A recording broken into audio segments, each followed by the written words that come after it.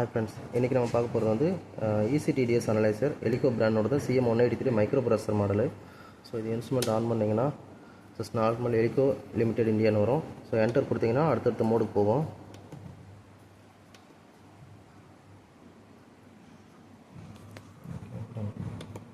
So ஃபைனலாக வந்துட்டு இதில் டெம்பரேச்சர் ப்ரோப் இருக்குது. பேக் சைடில் டெம்பரேச்சர் ப்ரோப் இருக்குது. அந்த ப்ரோப் கனெக்ஷன் பண்ணிங்கன்னா இதுவே ஆட்டோமேட்டிக்காக எடுத்துக்கும். ஒருவேளை இல்லை அப்படின்னா இது மாதிரி வந்து நிற்கும். ஸோ இப்போ எஸ்கேப் கொடுத்தீங்கன்னா மேனுவல் மோடுக்கு மாறிடும். மேனுவல் மோடில் டிஃபால்ட் டெம்பரேச்சர் வந்து நம்ம ரூம் டெம்பரேச்சர் செட் பண்ணலாம். இல்லை அப்படிங்கிற பட்சத்தில் ஸ்டாண்டர்டாக 25 செட் பண்ணலாம். இது செட் பண்ணுறதுன்னு பார்த்தீங்கன்னா எஸ்கேப் கொடுத்தீங்கன்னா 00 வரும். ஸோ இப்போ வந்துட்டு டிக்ரீஸ் பண்ணிங்கன்னா 0.09 அப்படி போகும்.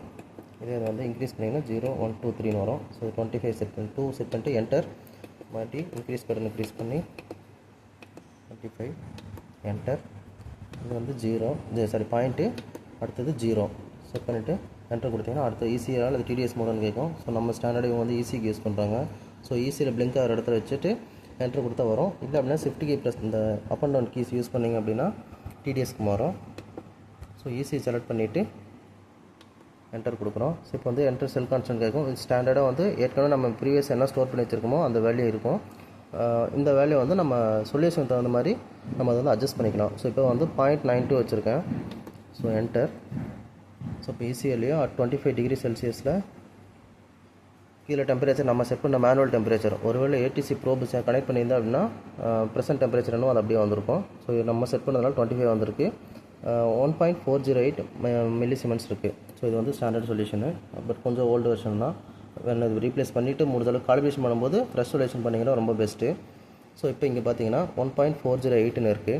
இதுவே வந்து வேறு வேல்யூஸ் கொஞ்சம் நியர்பை கம்மியாகவே இல்லை கூட இருந்தது அப்படின்னா இதே கண்டிஷனில் நீங்கள் அந்த காலிபிரேஷன் பண்ணது எப்படின்னா எஸ்கேப் பட்டனை ப்ரெஸ் பண்ணுங்கள். ப்ரெஸ் பண்ணிங்கன்னா என்டர் செல் கான்ஸ்டன்ட்னு வரும். செல் கான்ஸ்டன்ட் வந்த உடனே மறுபடியும் எஸ்கேப் கொடுத்தீங்க அப்படின்னா இந்த செல் கான்ஸ்டன்ட் டிஜிட் வந்து 0 ஆகிடும். ஸோ இப்போ இது வந்துட்டு 0 நார்மலாக 1.0 தான் ஆரம்பிக்கும். பட் மோஸ்ட் ஆஃப் இது கேஸில் இந்த சொல்யூஷனுக்கு பார்த்தீங்கன்னா 1 கீழே தான் அந்த செல் கான்ஸ்டன்ட் ஃபிக்ஸ் பண்ணுற மாதிரி வரும். ஸோ இப்போ வந்து 0 என்டர். இது வந்து பாயிண்ட்டு என்டர். மறுபடியும் வந்து 9. ஸோ இப்போ இந்த வேல்யூக்கு வந்துட்டு 1.408க்கு வந்து 0.92 வச்சாலும் கரெக்டாக வந்துருச்சு. So enter.